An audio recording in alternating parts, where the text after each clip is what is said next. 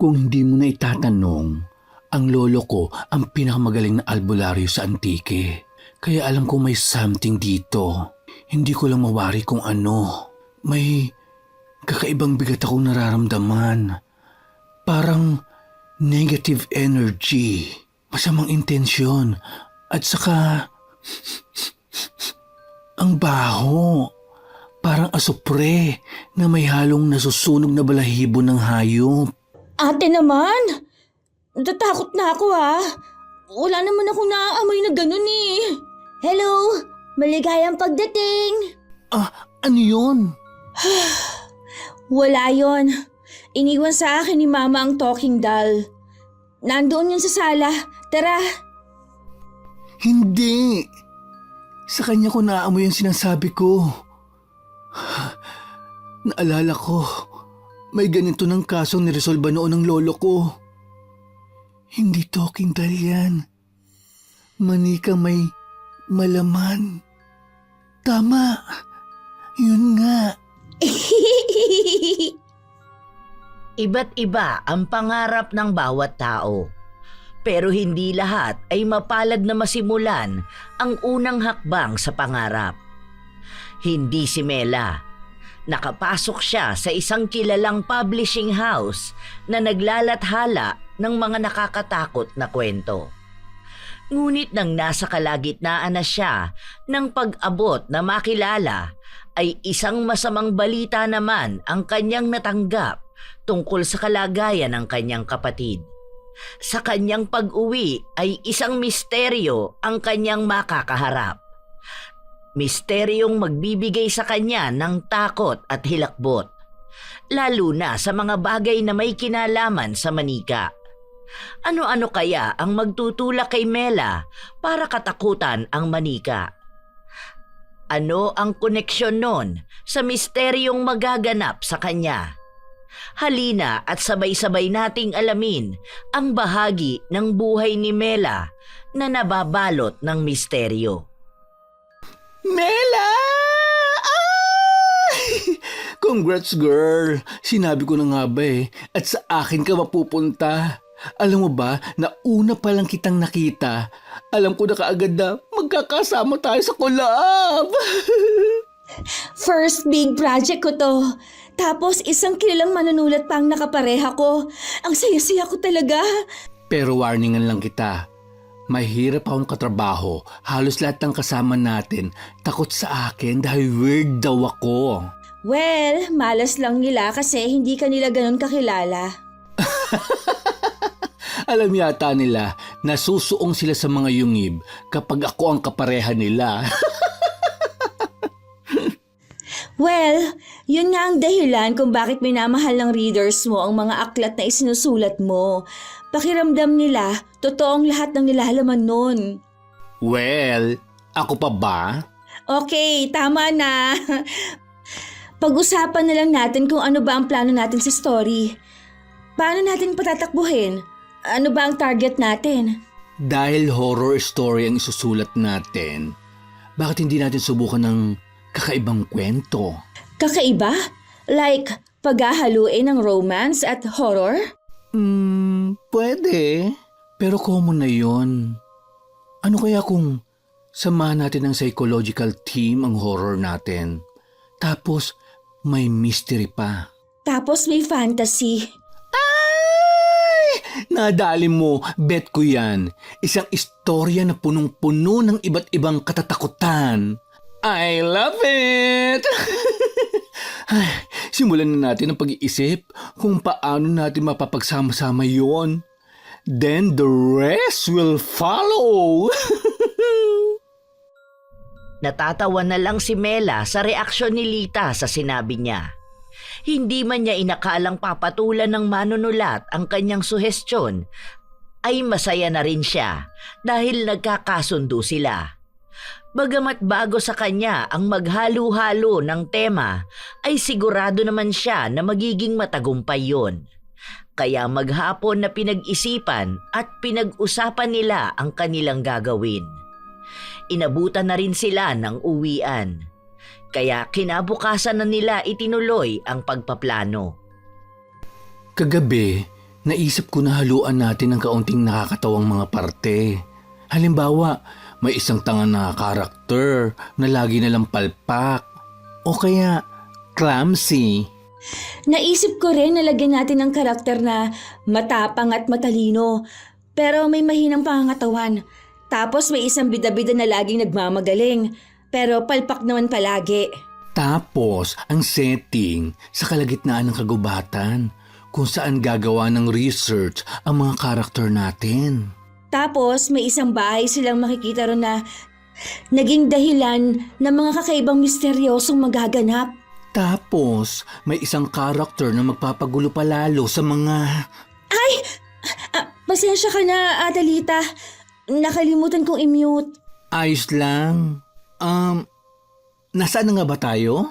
Sa karakter na magpapagulo. Ang mabuti pa, sagutin mo na yan. Baka mamaya mahalagang tawag pala. Pasensya ka na talaga. Hello, Ma? Nasa trabaho po ako ngayon. Tatawagan ko na lang po kayo mamayang break ko. Kailan ka ba kasi uuwi rito? Ilang buwan ka nang hindi dumadalaw ah. Pasensya na po talaga. Nabigyan po kasi ako ng pagkakataon na makasamang isang magaling na manunulat sa librong ilalabas sa November. Kaya nakalimutan ko po na magsabi na baka pagka-release na po ng libro ako makauwi. Hindi pwede! Gusto kang makita ng kapatid mo. Natatakot ako na baka hindi mo na siya maabutang buhay kung ilang buwan pa bago mo siya puntahan. Ano po ang ibig ninyong sabihin? Kahapon ay isinugod namin ang iyong kapatid sa ospital. At sinabihan na kami ng doktor sa totoong lagay niya. Tinaningan na siya ng doktor. 1 linggo na lang ang pinakamatagal na itatagal niya. At mas lalong mapapadali yun dahil pilit siyang nagpalabas ng ospital kanina. Anak, umuwi ka na. Opo, Ma. Susubukan ko po magpaalam sa boss namin. Sige anak, hihintayin ka namin. Hindi man batid ni Lita kung bakit ito umiiyak, matapos makausap ang tumawag, ay nilapitan niya ito at niyakap ng mahigpit. Sinusubukan niyang alamin ang dahilan ng pagluha nito. At hindi naman siya nabigo dahil sinabi ni Mela kung ano ang ibinalita ng kanyang ina. Nahabag naman siya, kaya nangako siya sa dalaga na tutulungan nito na makakuha kaagad ng emergency leave. Ay, girl!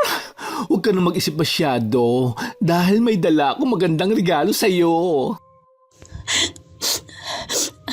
Pasensya ka na po, Adelita. Unang proyekto ko to, tapos ganito pa ako. Ano ka ba? Lahat naman tayo dumadaan sa ganyan. Magkakaiba man, pero mabigat pa rin. By the way, ito na nga pala ang regalo ko. Adelita, paano? Ako pa ba? Ako yata ang kauna-unahang published author ng publication house natin.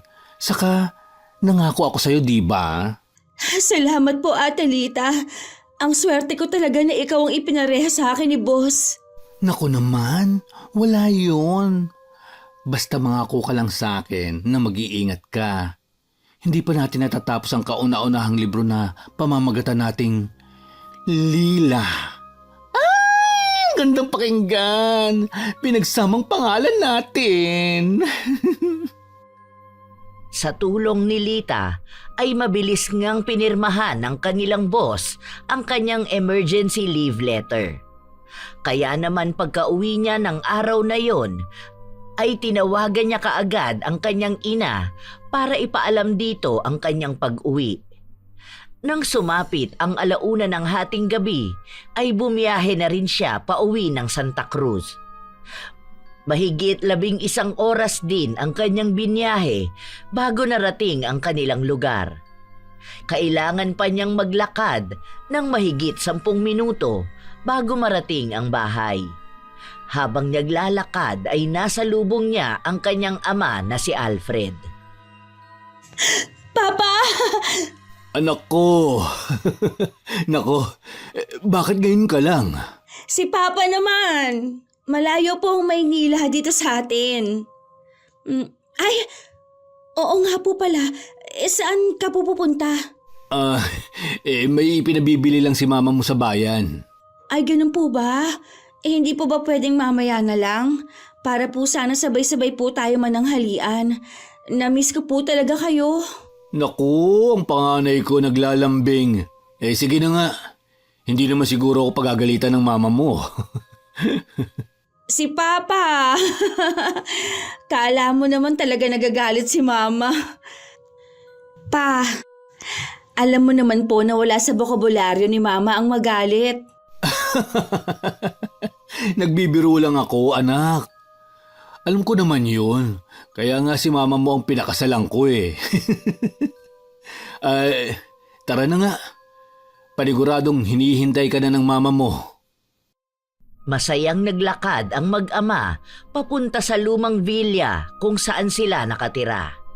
Ilang sandali pa ay nasa harap na sila ng isang malaking lumang bahay. Minana pa ni Alfred ang villa na yon sa kanyang mga yumaong magulang. Wala yung pintura, pero gawa naman sa semento ang kalahati at kahoy naman ang ibang bahagi. Maihahalin tulad yon sa malalaking bahay noong panahon pa ng mga Kastila. Wala kahit isang nabago roon. Kung ano yon noong bata pa si Mela, ay ganun pa rin ang bahay hanggang ngayon. Anak ko! Paniguradong napagod ka sa biyahe. Tamang-tama, kakapainit ko lang ng sinigang. Nararamdaman ko kasing parating ka na. Sakto po pala ang dating ko.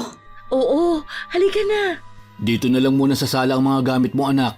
Mamaya ako na iaakyat pagkakain natin. Sige po. Ma? Si Chris? Maaga ko siyang pinakain. Kailangan kasi niyang uminom ng gamot eh. Kaya ayun, nakatulog na. Epekto yun ang iniinom niya. Hindi bale, mamayang hapunan makakasama mo siya. Mamayang hapon pa ang gising ng kapatid mo. Alam mo namang paborito niyang pinapanood ang iyong ina na nagdidilig ng mga halaman sa hardin. Ang tagal niyo namang mag-ama. Baka lumamig pa ang sabaw. Nandyan na po, Mama. Masayang pinagsaluhan nila ang sinigang na niluto ni Rosa. Habang kumakain sila ay pinag-uusapan nila ang masasayang araw noong hindi pa nagtutungo ng Maynila si Mela. Nang matapos na silang kumain ay nagpahinga na muna siya sa kanyang kwarto. Halos walang ipinagbago yon simula nang umalis siya. Kaya naman nakangiting humiga siya sa kanyang kama habang nagbabalik tanaw sa masasayang alaala ng kahapon. Pagsapit ng dapit hapon ay nagising siya at tinungo ang hardin para tanawin ang paglubog ng araw. Chris! Sa wakas, gising ka na. Kanina pagdating ko, hinanap kita kaagad. Ate Mela! Akala ko po hindi mo na ako dadalawin. Pwede ba naman yun? Ikaw ang paborito kong kapatid. Ha? Meron ba po ba tayong ibang kapatid? Ito naman, hindi na mabiro. Ano ba yung ipinipinta mo? Patingin nga si ate. Sunflower po na malaki. Wow! Ang galing talaga ng kapatid ko. Bakit naman sunflower? Paborito ko po kasi ang sunflower. Isa pa, sa tuwing nakikita ko po ito, nabubuhayan ako ng loob na magigising pa ako sa bawat pagpikit ng aking mga mata. Aba, mukhang nahahawa ka na kay mama sa pananalita mo ha? Mahilig na rin po ako magbasa ng mga libro ni mama. Kaya pala, napakagaling talaga ng baby brother ko. Sa susunod po, aaralin ko naman ang pagguhit ng tao. Gusto po kitang ipinta. Kaso, hindi ko pa po kaya eh. Maiksi na lang ang buhay ko. Magagawa ko pa kaya? Magagawa mo. Hindi man ngayong lifetime na to. Baka sa susunod. Lifetime? Buhay? Oras? Naiiyak na niyakap na lang ni Mela si Chris. Nalilito man ang bata ay yumakap naman ito pabalik sa nakatatandang kapatid. Yun naman ang inabutan ni Rosa. Nagpapahid pa siya ng luha sa nakikitang tagpo ng mga anak. Ngunit kailangan niyang putulin yun at papasukin na sila dahil magdidilim na. Sa pagpasok ng dalawa ay nakahanda na rin ang kanilang hapunan. Ang sarap talaga magluto ni Mama. Siyempre naman, basta para sa mga mahal ko. Kumain ka ng marami. Pagkatapos ay inumin mo na yung gamot na ginawa ko, ha? Ma, herbal na naman po ba yung pinapainom mo kay Chris? Kailangan niya yan, anak. Para lumakas siya at makasama pa natin siya. Pero may gamot naman pong nireseta sa kanya ang doktor. Naku, hindi naman epektibo yung mga binibigay nila. Tingnan mo nga anong nangyari sa kapatid mo sa kakapainom nila ng kung ano-ano. Ma, cancer ang sakit ni Chris at hindi simpleng ubo at sipon. Ate, mas okay na rin po ito kaysa sa napakaraming gamot na pinapainom noon sa akin nila Mama at Papa. Pero... Kumain ka na lang ng kumain. Sige na, anak. Hindi na lang kumontra si Mela. Kaya nang matapos siyang kumain ay bumalik na lang siya sa kanyang silid at tinawagan si Lita para makakuha ng update. Gusto na rin sana niya na mailapat ang mga scene na naisip niya. Naku, nakalimutan kitang tawagan. Naglagalag kasi ako para makakuha ko ng inspirasyon. By the way, ano sa tingin mo kung i-connecta natin sa kulto ang story? pwede naman po. Isang kulto na gumagamit ng iba't ibang ordinaryong bagay na magdadala ng delubyo sa mga karakter. Tapos, hindi nila alam na isa pala sa kanila ang nag-set up noon para ialay sila. Bet! Ang karakter naman natin ay mayroong element ng mabait, weird, maarte, mayabang, lampa at maingay. Sino ang gagawin nating kasapi ng kulto? Hindi ko pa alam. Pero sa ngayon, makakapagsimula na tayo. Sige po, ako na lang ang gagawa ng chapter 1. Sige, send ko sa iyo ang nagawa kong preference para hindi tayo magkalituhan. Kung may babaguhin ka, update mo lang ako. Maghahanap na muna ako ng katatakutan bago ako pumunta dyan sa iyo.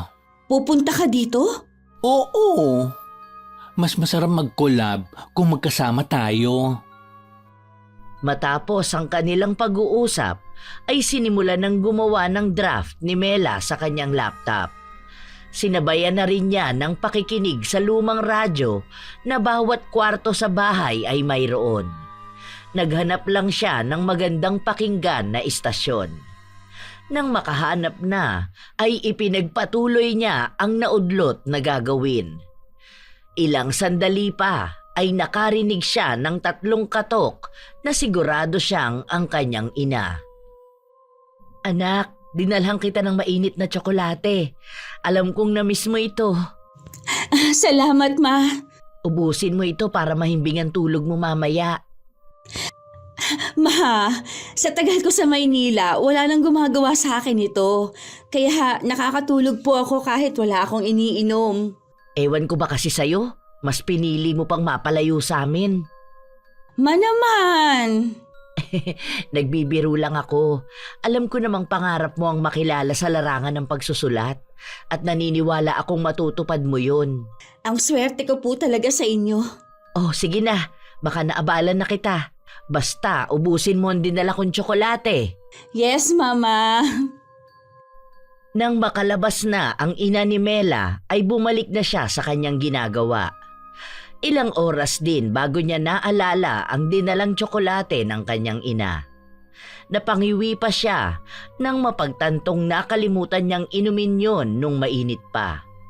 Ngunit magkaganon pa man ay ininom niya pa rin yon ng diretso. Matapos inumin yon ay doon lang niya naramdaman ang antok. Kaya naman humiga na siya sa kanyang kama. Sa paglapat ng kanyang katawan sa higaan ay kaagad siyang nakatulog. Sa 1 linggong pananatili niya roon ay laging ganon ang routine nila sa bahay.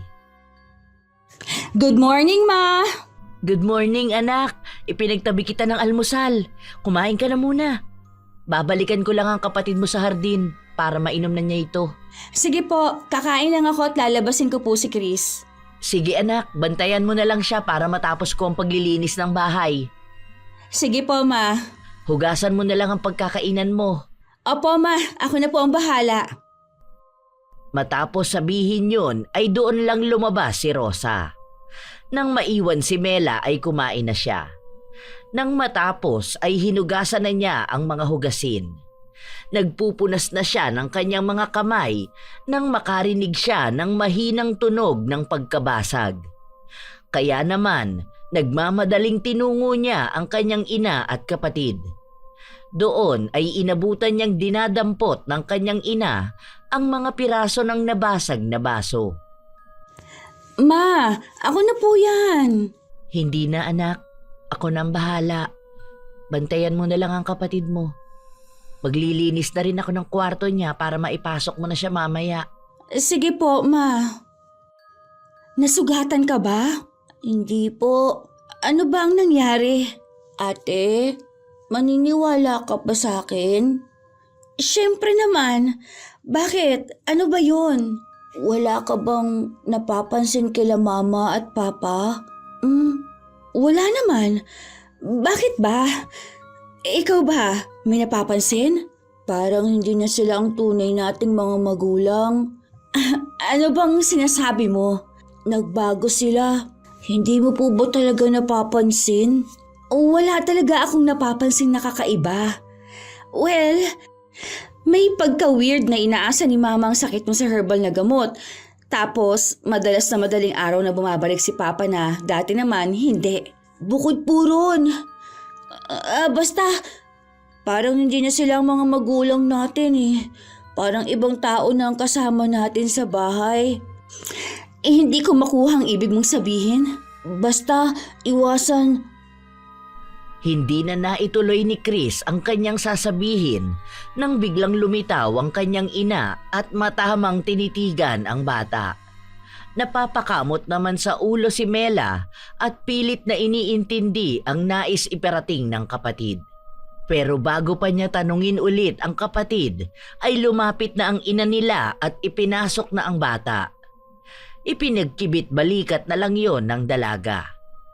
Tinungo na lang niya ang kanyang kwarto at maghapong nagkulong doon para sa ginagawang proyekto.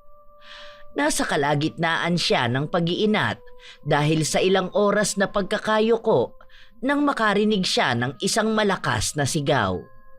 Kaya nagkukumahog siyang pinuntahan ang silid ng kapatid na siyang pinanggagalingan ng sigaw ni Rosa. Ah! Hindi! Chris!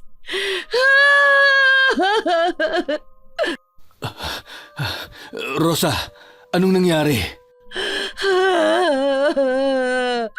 Ang anak natin! Wala na ang anak natin! Ano? Paanong nangyari yun?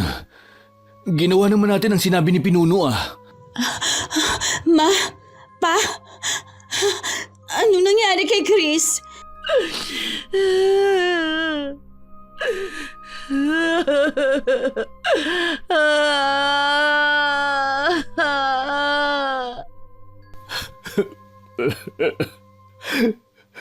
Anak, wala na si Bunso.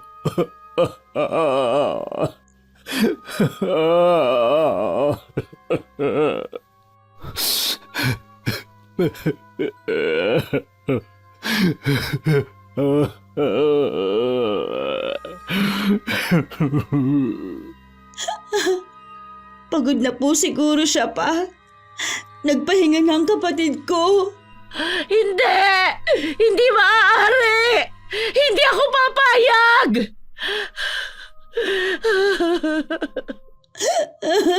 Ma!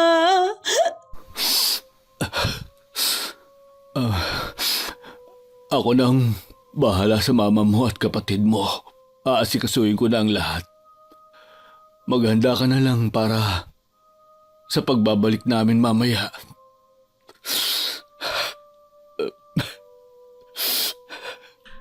Nagluluksa man ay sinunod na lang ni Mela ang kanyang ama. Kahit pa nga batid niyang mas kailangan niyang manatili sa tabi ng mga ito. Kaya naman nagtungo siya sa kanyang kwarto at kinuha ang cellphone. Nagpadala siya ng mensahe kay Lita dahil sa mga oras na yon ay kailangan niya ng karamay para mapalakas ang kanyang loob. Gusto niyang ipakita sa kanyang mga magulang na maaari nila siyang sandalan. Mela, bukas ililibing na rin ang kapatid mo. Ha? Pero, pa, ngayon pa lang po paglalamayan ng kapatid ko. Anak, wala naman na tayong kamag-anak dito. Wala na rin naman tayong hihintayin. Kung patatagalin pa natin ang burol niya, mas mahihirapan lang si mama mo. Ang bunso ko. Bakit mo iniwan si Mama? Hindi mo na ba ako mahal? Asawa ko, tumahang ka na. Mas malulungkot si Chris kapag makita kanyang umiiyak. Nandito pa naman po ako, May. Hindi mo ko iiwan? Siyempre naman po. Matulog ka na muna, anak. Kami na ng mama mo ang bahala dito.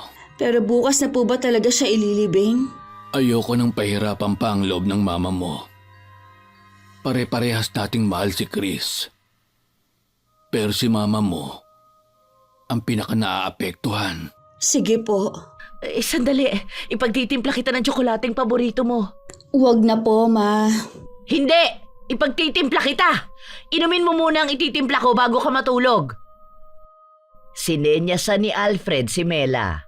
Kaya naman tumango na lang ang dalaga at hinintay ang tsokolate. Ilang sandali pa ay bumalik na si Rosa, dala ang isang tasa ng mainit na tsokolate.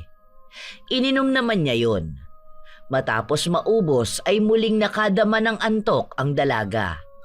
Kaya nang makabalik siya sa kanyang silid, ay pabagsak na humiga na lang siya sa kanyang kama at kaagad na nakatulog. Kinabukasan ay mag-isang naglibing si Mela sa kanyang kapatid, sapagkat umalis ng maaga ang kanyang ama, habang ang kanyang ina naman ay ayaw sumama. Ma, Pa, nandito na po ako. Tamang-tama ang dating mo, anak. Halina rito at magmerienda na muna tayo. Oo nga, anak. Paniguradong napagod ka at nagutom. Bakit parang masaya pa po kayo? Kakalibing lang kay Chris. Hindi man lang nga po kayo sumama na mahiatid siya sa huling hantungan eh. Ano bang sinasabi mo? Walang dahilan para sumama kami sa libing na yon. Dahil nandito ang kapatid mo. Pagod lang yan, anak. Saluhan mo na kami. Kanina ka pa nga hinihintay ng kapatid mo eh. Tingnan mo. Nagulantang si Mela nang biglang iharap ng kanyang ina ang isang malaking manika na kahawig ng kanyang kapatid. Pero mas nagulat siya nang bigla na lang itong ngumiti sa kanya. Anak, anong nangyayari sa'yo? Yung manika, ngumiti. Ikaw talaga, masyado kang palabiro. Hindi naman manika ang kapatid mo eh. Tama ang mama mo. Pero manika naman talaga yan. Malakas na hinampas ni Alfred ang lamesang kahoy. Kaya naman lumikha yun ng malakas na tunog. Nagulat ang dalaga sa inasta ng kanyang ama. Sa buong buhay niya ay hindi kailanman ito nagalit sa kanilang magkapatid. Kaya naman nakadama ng takot ang dalaga. Dahil doon ay tumakbo siya papasok sa kanyang kwarto at nagkulong na lang doon. Ilang sandali pa ay hindi na niya namalayang nakatulog siya. Ate! Ate Mela! Chris! Totoo ba to? Ate, tulungan mo ako. Anong tulong? Ayoko na dito. Natatakot ako. Ate, pakiusap. Nananaginip ba ako? Kung panaginip ito, sana bigyan pa ako ng kaunting panahon na makasama ka. Pwede ba kitang yakapin? Ate!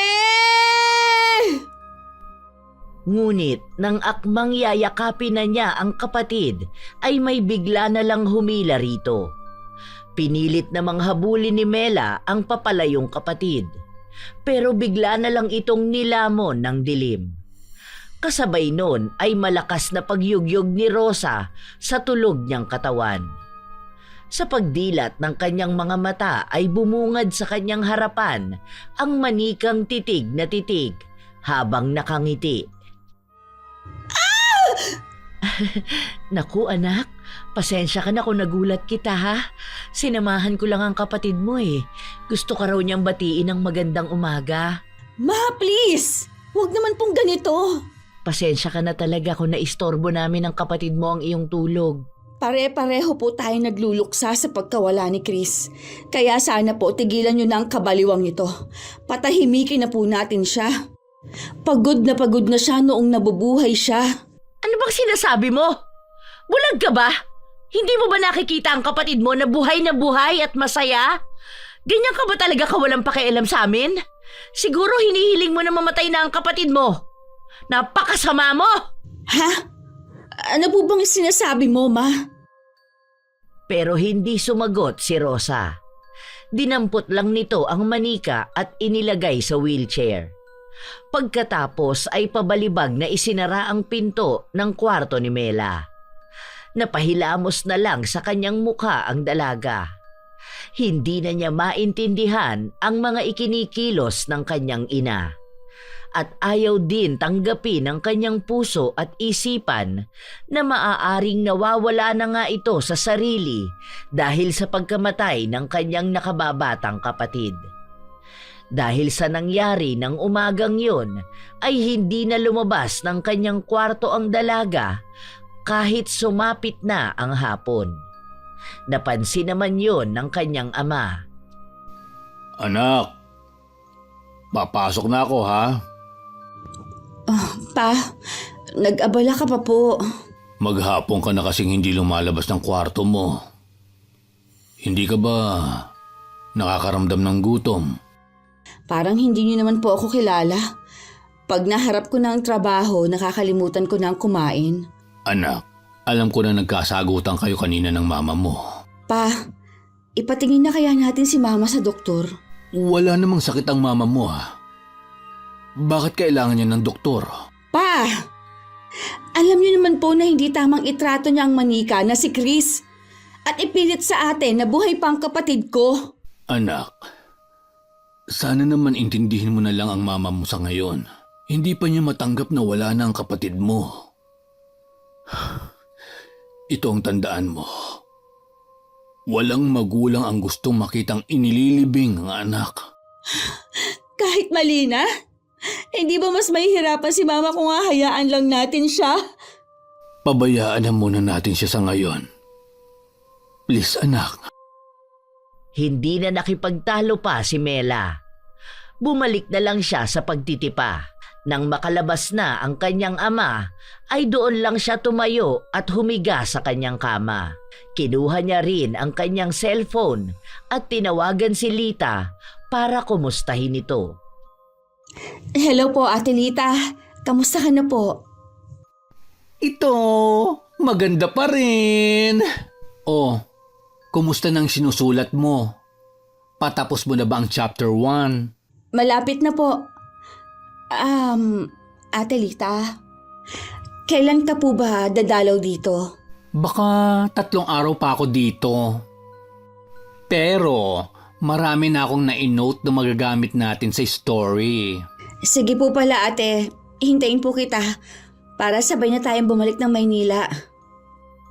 Matapos nilang mag-usap, ay pinatay na rin ni Mela ang cellphone. Muli ay bumangon siya at bumalik sa kanyang ginagawa. Lumipas pa ang mga oras at hindi niya namalayang nakatulog na siya payukyok sa lamesa. Pero naalimpungatan siya nang makarinig siya ng malakas na kalabog. Ano yun? Ay, nakatulog na pala ako. Ay, ang sakit ng batok ko. Ihiga ko na nga. Ate! Huh? May tumawag ba sa akin? Nanaginip pa yata ako. Ate Mela! Ako to! Sino yan? Ate Mela, papasukin mo ako. Hindi mo na ba ako naaalala? Hindi mo na ba ako mahal? Chris? Sino ka? Hindi ikaw ang kapatid ko! Papasukin mo ako para malaman mong totoo ako, Ate Mela. Nanginginig na naghanap ng pangdepensa si Mela. Nang makita ang isang 2x2 sa gilid ng kanyang kabinet na gawa sa kahoy, ay kinuha niya yun. At dahan-dahang naglakad palapit sa pinto ng kwarto. Nang malapit na siya ay napahinto sa paghakbang ang dalaga. Dahil bigla na lang pumipihit ang doorknob. Kaya napalaki ang kanyang hakbang at sandaling pinigilan yon sa pag-ikot. Humugot muna siya ng malalim na hinga bago bigla ang binuksan ang pinto. Tumambad sa kanyang harapan ang manikang nakaupo sa wheelchair ng kanyang kapatid. Titig na titig ito sa kanya habang may malaking ngisi sa labi. Dahil doon ay nahintakutan siya at nagmamadaling tumakbo papunta sa silid ng kanyang mga magulang. Mama! Papa! Oh, anak, anong nangyari? Manika! Yung manika! Ha? Ano bang sinasabi mo? Hindi ko maintindihan. Dahan-dahan lang ang pagsasalita. Ano na naman bang arte yan? Rosa, hindi mo ba nakikitang natatakot na ang anak mo? Hayaan mo siya magsalita. Yung manika! Buhay siya! Nagsasalita at tinatawag ang pangalan ko. Eh di naniwala ka na. Sabi ko naman sa'yo, buhay pa ang kapatid mo. Ma! Hindi si Chris yun! Demonyo! Masamang espiritu ang nasa loob ng manika. Anak naman, hindi naman totoo ang mga yun. Ang mabuti pa, samahan na kita sa kwarto mo. Asawa ko, kunin mo na si Chris. Baka naaabala niya ang trabaho ng panganay natin. Ang sabihin mo, hindi niya lang talaga mahal ang kapatid niya. Matapos bitawan ni Rosa ang mga salitang yon, ay naglakad na ito palabas ng silid nilang mag-asawa. Pinuntahan niya ang harapan ng kwarto ni Mela at itinulak ang wheelchair ni Chris papunta naman sa silid ng yumao niyang anak. Habang si Mela naman, sinamahan ng kanyang ama hanggang sa makatulog ito. Bakit ganito ang pakiramdam ko? Para akong hinahatak na puntahan na si Mela. May nangyari kaya na hindi niya sinasabi? Tawagan ko na nga lang siya. Mas maganda siguro kung tatanungin ko na lang siya. Hello? Atalita? Papunta ka na po ba dito? Wow ha? Yan talaga ang bungad mo? Hindi ba pwedeng good afternoon muna? Good afternoon? Punta ka na rito. Hay nako. Dapat ay magtatanong lang ako sa'yo kaya ako tumawag eh. Magbubuk na ako bukas ng flight papunta dyan. Talaga? Yes! Maiba ako. Kumusta na ang sinusulat mo? Nablablangko ka ba? Napapadalas nga po eh. Eh bakit hindi mo sinasabi sa akin para nakakatulong ako? Sabi ko naman i-email mo lang sa akin. Para madagdagan ko. Kulab nga eh. Ikaw talaga. Naging abala lang ako kakadora eh. Gusto ko lang po na makapagsaliksik ka na matiwasay. Hay naku, ikaw talaga. O sige na. Magkita na lang tayo pagdating ko dyan sa inyo. Nang matapos na ang kanilang pag-uusap, ay nagpasya si Mela na maglakad-lakad na muna siya sa kanilang hardin. Ngunit nang naroon na siya, ay isang pag-uusap ang kanyang napakinggan sa pagitan ng kanyang mga magulang. Pag-uusap na hindi niya sinasadyang marinig. Magkaganon pa man ay nagtago na lang siya sa parteng may makapal na halaman. Rosa, hindi na magandang ganun mo kausapin at tratuhin si Mela. Anak din natin siya. Pero baliw siya. Sinasabi niya na patay na si Chris. Wala siyang alam sa nangyayari kaya nahihirapan siyang intindihin. Isa pa, ikaw ang ina. Dapat ikaw ang umiintindi. Oo nga pala, ubos na ang gamot. Kailangan mo nang bumalik sa bundok. Damihan mo na yung kukunin mo. Hindi ka ba sasama? Matagal ka nang hindi nagtutungo ron. Ay paano si Chris? Iwan na lang natin kay Mela. Bilinan na lang natin siya na maghapong ilagay niya lang sa sala. Sige na nga, may magagawa pa ba ako? Pumasok na nga lang tayo. Paniguradong pagod na si Chris sa mga bulaklak. Hinintay muna ni Mela na pumasok na ang kanyang mga magulang bago siya lumabas sa kanyang pinagtataguan. Tinungo niya ang kanilang likod bahay at doon pumasok para hindi siya mahalata ng mga ito na galing din siya sa labas. Nang makapasok na ay umakyat na siya sa kanyang silid. Lumipas pa ang 2 araw at sumapit na nga ang araw ng pag-alis ng kanyang ina at ama. O anak, ikaw na muna ang bahala rito ha. Ang mga biling ko sa'yo. Opo. Babalik din po ba kayo kaagad? Hindi, baka bukas na kami makabalik. Pakainin mo ang kapatid mo. Pagkatapos, iharap mo siya sa TV. Huwag mo rin kalilimutang painumin siya ng gamot. Naituro ko naman na sa'yo kung saan nakalagay. Pakakainin? Seryoso po ba kayo? Anong balak mo? Gugutumin mo ang kapatid mo? Ma, manika lang yan. Hindi niya kailangan kumain. Tama na anak. Basta wag mo siyang aalisin sa harap ng TV. Kung hindi mo siya madadala sa kwarto niya o sa hardin. Nagkakaintindihan ba tayo? May magagawa pa po ba ako? Hinalikan ni Alfred ang kanyang panganay na anak sa noo bago ito lumabas kasama ang ina ng dalaga. Sa pagsara ng front door ay bigla na lang siyang nakaramdam ng malamig na hangin na nanggagaling sa sala kung nasaan ang manika. Lalapitan niya sana yon nang bigla na namang magsalita ito. Nagulat man ay nabawasan na ng bahagya ang kanyang takot dito sapagkat ipinaliwanag ng kanyang ama na isang program talking doll ang manika. Nang araw ding yon ay dumating si Lita. Ano ba naman yan? Bakit hanggang dito lang ako hinatid ng tricycle? Tapos ang tanungin ko kung saan ang pinakita kong address, diretso lang daw. Mukhang papunta na to sa kuta ng mga aswang.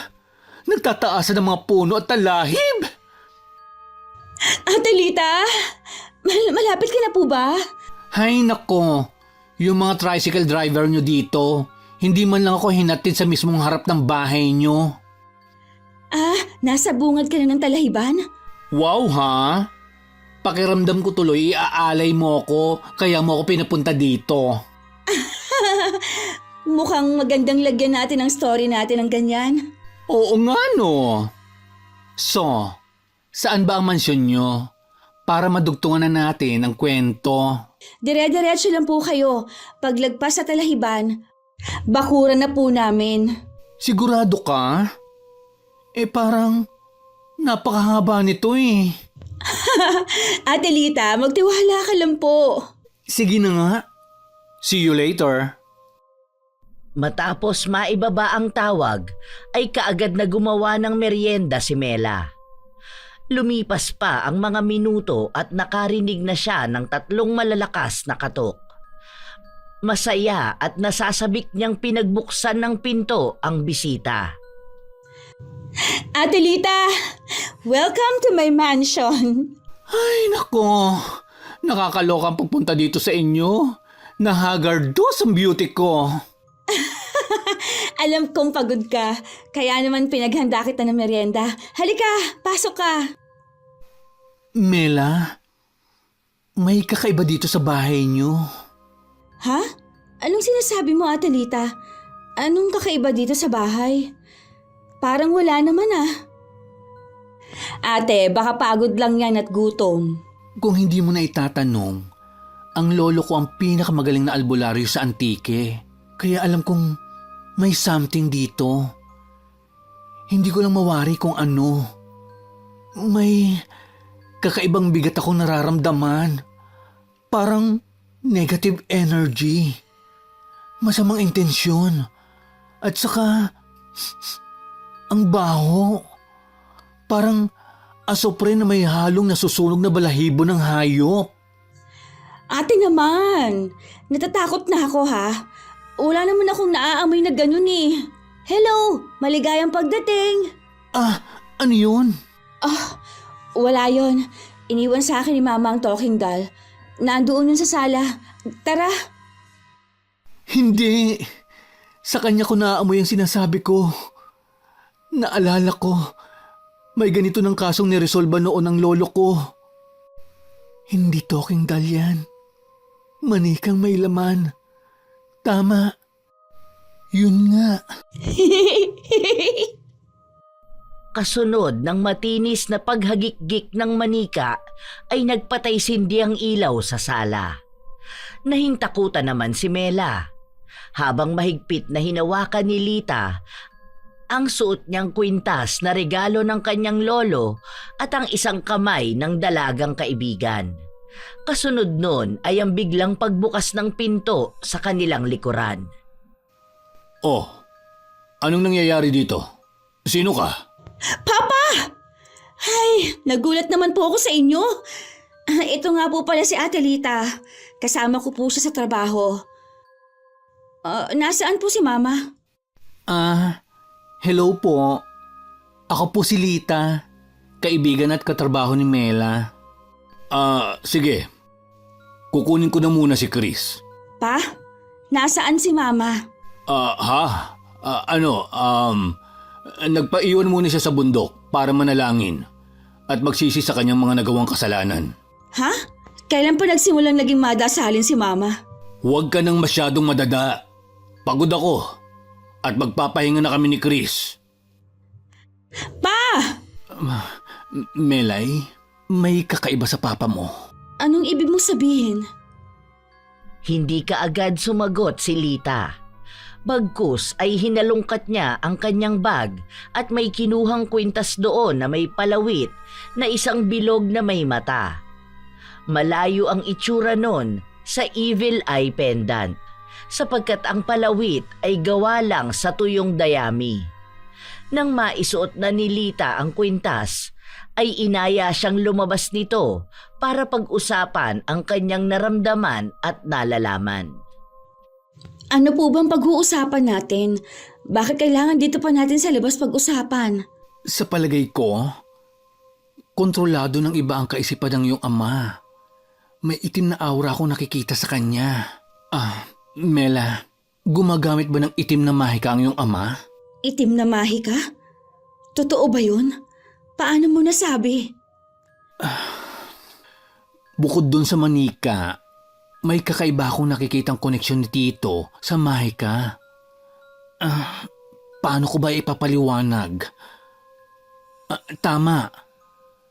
Wala ka bang napapansin na pagbabago sa kanya? Sa kilos, pananalita, Sandali! Naalala ko ang kapatid ko noon. May sinabi siya sa akin.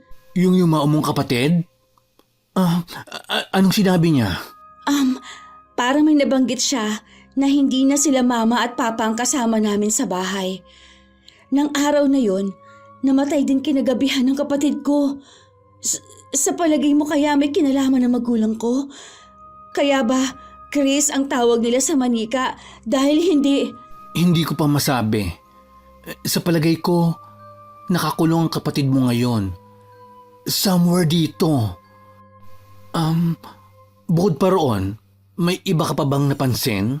Biglang ayaw ng painumin ni na mama at papa ng gamot si Chris. Kasi mas epektibo daw ang herbal. Anong klaseng herbal? Sigurado ka bang herbal yon? Dahil sa tanong ni Lita kay Mela ay napaisip siya. Napapatanong siya sa kanyang sarili. Iniisip niya kung bakit hindi siya nakinig sa kanyang nakababatang kapatid. Pero mas nangingibabaw ngayon sa kanya ang takot na baka gawin din sa kanya ng kanyang mga magulang ang nangyari kay Chris. Ngunit nabuhayan siya ng loob nang sinabi ng kaibigan na may plano ito para tuluyang mapalaya ang kanyang kapatid na sa palagay nila ay nakakulong sa manika kasama ang espiritu na ginagamit ng kanyang mga magulang. Kinabukasan, isinagawa nila yon. Oh, kayo na muna ang bahala dito ha. Susunduin ko lang si Rosa. Mela anak, iniwan ko ang kapatid mo sa kwarto niya. Kunin mo na lang siya mamaya at ilabas mo sa hardin. Sige po. Sige na. Aalis na muna ako. It's showtime. Saan tayo magsisimula? Nasaan ba ang manika? Tumangulang si Mela bago sumilip sa bintana. Sinigurado muna nitong nakaalis na si Alfred. Nang hindi na niya matanaw ang ama, ay sa kanila dali-daling tinungo ang silid ni Chris. Pagpasok nila roon ay inabutan nilang nakahiga ang manika sa kama. Pero hindi yon pinansin ni Mela. Bagkus ay nagsimula siyang maghanap ng kakaibang bagay sa kwarto. Habang si Lita naman ay napako ang mga mata sa kamang kinahihigaan ng manika. Ate Lita, ano ba talagang hinahanap natin? Parang wala namang kakaiba dito sa silid ni Chris eh. Mela, halika dito. Bakit? May nakita ka na? Parang may nararamdaman akong kilabot dito sa bandang kama. Ha? Sigurado ka?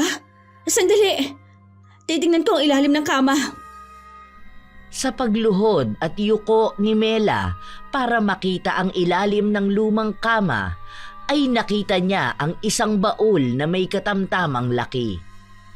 Nangunot ang kanyang noo, sapagkat hindi niya alam na may ganun palang bagay sa kanilang bahay. Kaya naman, nagpasya siyang hilahin yon. Sa kanyang paghila ay lumikha ng nakakangilong tunog ang gamit. Pero itinuloy pa rin niya ang ginagawa. Ang sakit sa ears. Ano ba yan? Baon? Oo, hindi ko alam na may ganito pala kami. Buksan natin. Sa kanilang pagbukas ay labis na nagulantang ang magkaibigan sa kanilang nakita. Hindi sila makapaniwala na ang baul na yon ang magbibigay sa kanila ng kasagutan sa ilang tanong na naglalaro sa kanilang isipan. Oh no! Bakit nandito ang isa sa damit ni Chris? May kasama pang larawan niya na nakadikit sa isang kakaibang kahoy. Saka, anong mga boteng ito? Huwag mong hawakan ng kahoy. Sa pagkakatanda ko, ang mga bote dapat na naglalaman ng kahit anong parte ng katawan ng kinukulam. Kagaya ng buhok o kaya ngipin. Ibig mong sabihin, kinulam nila mama at papa ang kapatid ko? Mukhang ganun na nga. Isang uri ng kulam kung saan ikukulong nila ang kaluluwa ng yumao sa isang bagay kasama ang isang espiritong kanilang kinontrata. Sa palagay ko, hindi ka rin ligtas. Anong ibig mong sabihin? Dahil para maisakatuparan ang paraang pagkukulong ng kaluluwa sa isang bagay, kailang hindi mamatay ng natural ang kinukulam. Dapat ialay sila sa itim na espiritu. Hindi! Hindi magagawa ng magulang ko yon. Mahal nila kami ng kapatid ko. Wala namang magulang ang hindi nagmamahal sa anak eh. Pero ibang level to. Ano gagawin natin? Nasa ganoong pag-uusap sila nang makarinig sila ng malakas na kalabog. Pagtingin nila sa pinanggagalingan nun ay nakita nila ang manika na nakatingin ng masama sa kanilang dalawa. Parehas mang natatakot ay naging mas matapang si Lita at inilagay sa kanyang likuran ang nanginginig na si Mela. Pero pareha silang napaatras nang bigla na lang tumayo ang manika at dahan-dahang naglakad palapit sa kanila. Huwag kang lalapit. Hanggang diyan ka lang. Bakit parang takot na takot kayo sa akin? Bata lang naman ako. Huwag ka na magpanggap. Ate Mela, hindi mo na po ba ako naaalala? Mahal mo ko, di ba? Sabihin mo, mahal mo ako! Tumahimik ka! Hindi ikaw ang kapatid ko! Ako! Ako si Chris! Kasunod ng sigaw na yon ng manika ay humangin ng napakalakas sa loob ng silid. Halos lahat ng mga gamit sa kwarto ay naglutangan at mabilis na tinutumpok ang kinalalagyan ng magkaibigan. Mabilis namang umilag ang dalawa at naghanap ng pananggalang. Yun naman ang inabutan ng mga magulang ni Mela na nagkasalubong na pala sa daan kaya nakabalik ka agad. Chris! Anak ko! Huwag ka nang magalit! Nandito na si Mama! Ma, hindi si Chris yan! Tumigil ka na. Nauubos na ang pasensya ko sa'yo. Ako! Ako pa talaga! Sino ba sa atin ang gumagawa ng masama? Di ba kayo ni Mama? Kayo ang masama at hindi ako! Mela, Hindi, Atalita. Huwag mo akong pigilan. Mas mabuting alam nila na alam ko na ang ginawa nila. Paano nyo nagawang patayin ang kapatid ko? paano mo nalaman? Pa, sagutin mo ang tanong ko! Hindi mo naiintindihan. Paano ko maiintindihan? Sinong baliw ang makakaintindi sa pagpatay sa sarili niyang anak para lang maisagawa ang isang imposibleng bagay? Mahal na mahal namin kayo. Kaya namin ginagawa ito. Sa ganoong paraan lang mabubuhay ng payapa ang kapatid mo. Walang sakit. Walang hirap. Totoo nga na inialay ninyo ang kapatid ko sa demonyo. At saan mo naman nakuha ang ideyang inalay namin siya sa demonyo? Diyan sa kaibigan mong apo ng pipitsuging albularyo? Mabuti na lang pala at nakilala ka ng bantay na espiritu ni Chris. Kung hindi hindi ko pa malalaman na nilalason mo ang utak ng anak ko. Hindi po totoo yan. Tinutulungan ko lang po si Mela. At wala akong masamang intensyon. Tumigil ka na, Ma! Nababaliw na kayo ni Papa. Hindi na ninyo alam ang tama sa mali. Hindi ba kayo natatakot sa Diyos sa pagpatay sa kapatid ko? Paano nyo nagawa yun? Siguro nilalason nyo na siya. Kaya niya itinapon noon ng gamot na juice na ipinapainom mo. Isang malakas na sampal ang dumapo sa mukha ni Mela. Mabilis namang nakalapit si Alfred at inawat ang asawa nang akmang sasampaling muli ang dalaga. Habang si Lita naman ay palihim na umuusal ng isang dasal na natutunan niya sa kanyang lolo. Dasal pang pakalma lang yun. Ngunit bigla na lang nangisay sa sahig sina Rosa at Alfred. Ilang sandali pa ay sabay na bumagsak sa sahig ang katawan ng mag-asawa na wala ng malay. Dalian mo. Itali natin sila. Tatawagan ko ang lolo ko at hihingi tayo ng tulong sa kanya. Sige! Ayan, tapos na. Ngayon naman tatawagan ko na si lolo. Ikaw naman, kunin mo yung manika. Dahil kakailanganin din nating maitali yun para mapakawalan natin ang kaluluwa ng kapatid mo. Sige po. Maraming salamat, Ate Lita. Yun nga ang kanilang ginawa.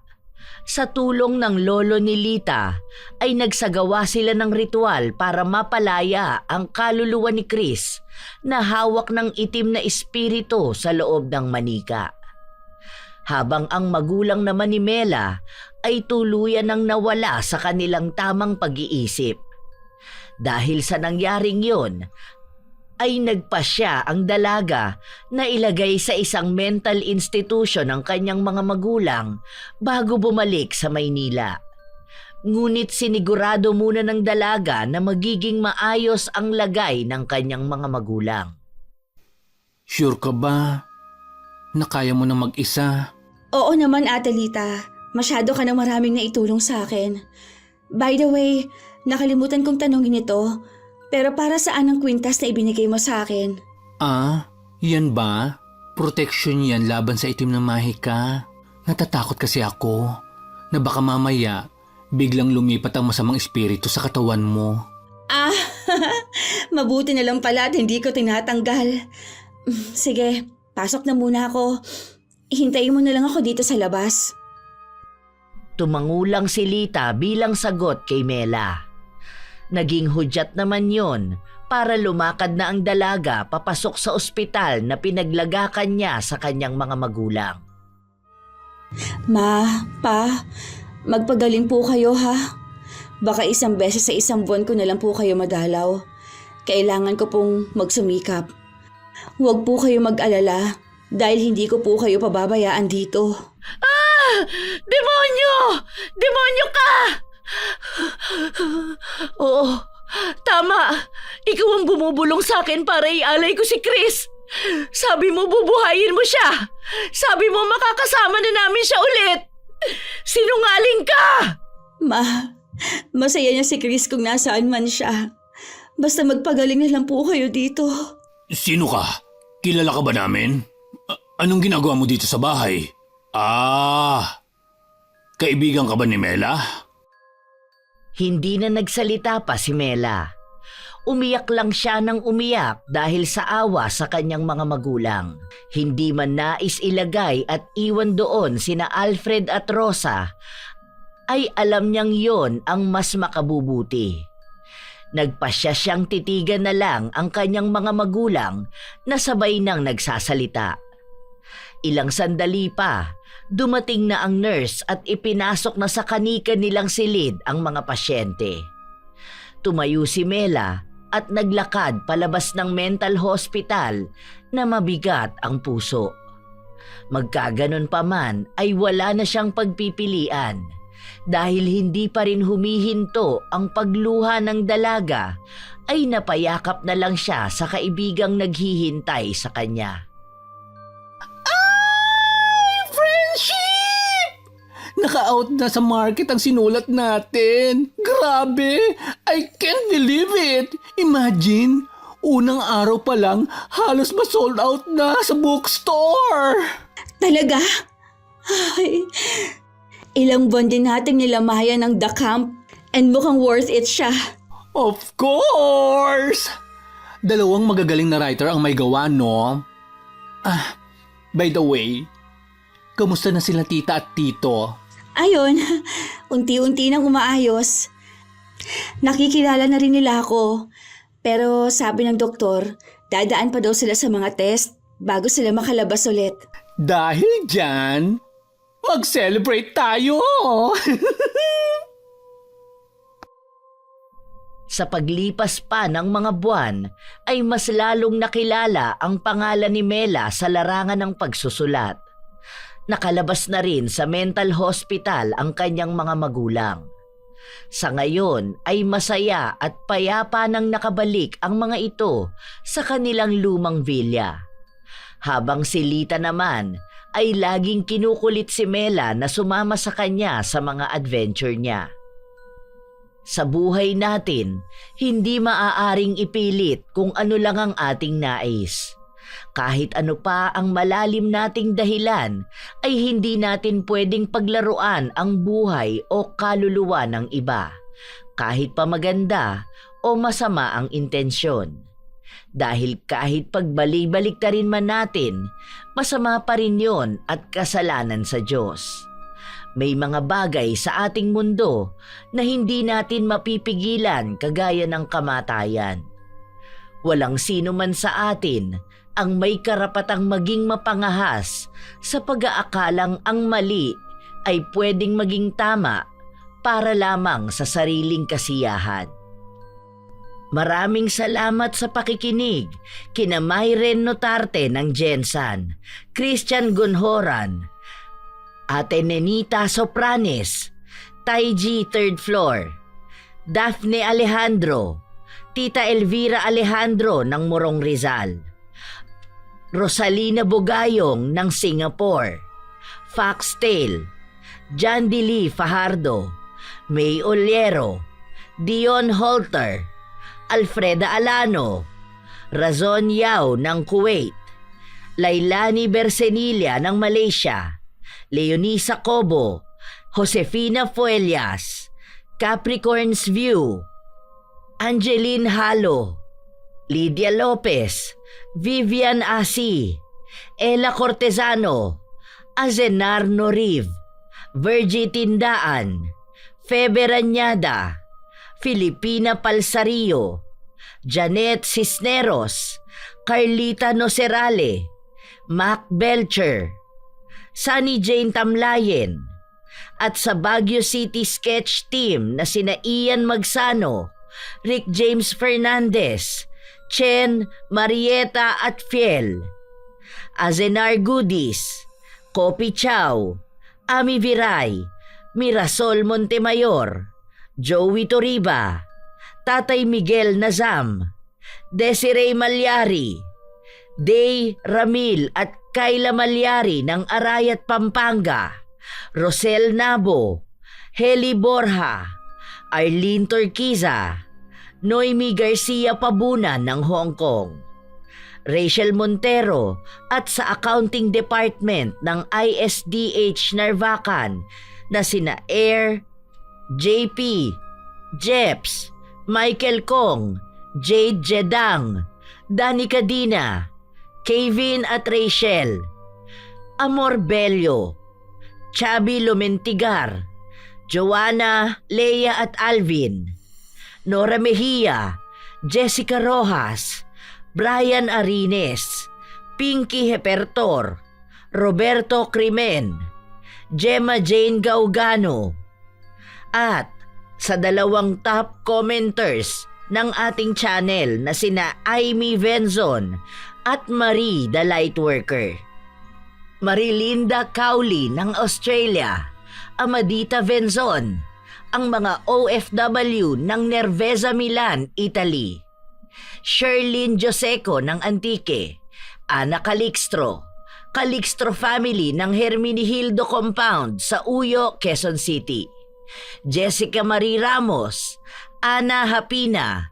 Jonalyn Barameda, AJ Arpon, Nanay Irene Arpon ng Tacloban City, Roy Lacandalo, Gina Veldad, Martina Angdasan, Jaime Constantino, Lance MBB ng Malaysia, Olivia Pelayo, ang mga mananahi ng Attic Clothing sa Santa Ana, Manila, sina Ate Veron, Jonas, Ruth, Kuya Wig, ang master cutter na si Kuya Mar, Gerald, Adrian, Grace at Miko, Tatha Pinoy TV, Skulptura Garments, Celestina Sigwa, Supladang Pasaway, Salve Logenio, Raquel Hasegawa, Joan Owarde, Jess Fernandez, Amanda Joyce ng Angeles City, Ramil Fariolin,